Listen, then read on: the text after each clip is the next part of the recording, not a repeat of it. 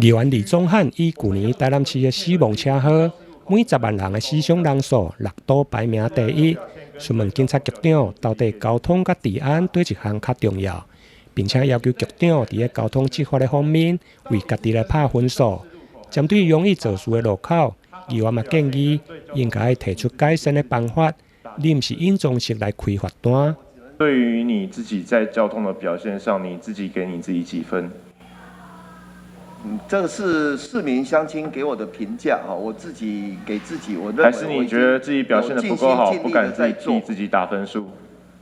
我个人认为我已经尽心尽力的在做，但是你尽心尽力在做，那我想请问一下，你在人力上跟预算上有调整吗？我们远景在同仁在执勤的时候，到底是针对易肇事路口，还是容易发生他方便开单的路口来执勤？局长，这个是鸡生蛋，蛋生鸡的问题。鸡生蛋，蛋生鸡的问题。听说，因为我们努力，听说有些远景每个月没有开罚单就会被记申诫。这完全没有，这完全我。那如果有呢，局长？如果有的话，我一定处分这个分局长。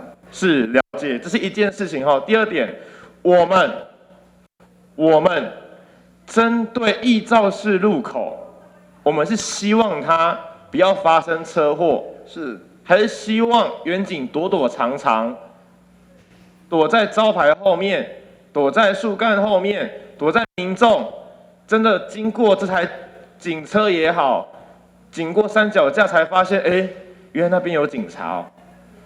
请问局长，你们到底是想要什么目的？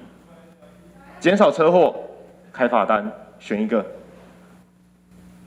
我没有要求过远景隐藏式执法，而且我也是严格禁止隐藏式执法。是，我们要执法就光明正大。我今天不想要拿照片出来，拿照片出来到时候会很难堪。是，那我要追究分局长的责任。是。另外，针对远景酒驾、喝花酒的事件，议员刘维英嘛要求警察局要严重来惩罚。局长表示，虽然饮酒并无违法的行为，但如果接受业者的交代，就有违反风纪的问题，严重者会记过2改，并且调整职务。台南新闻引根采访报道。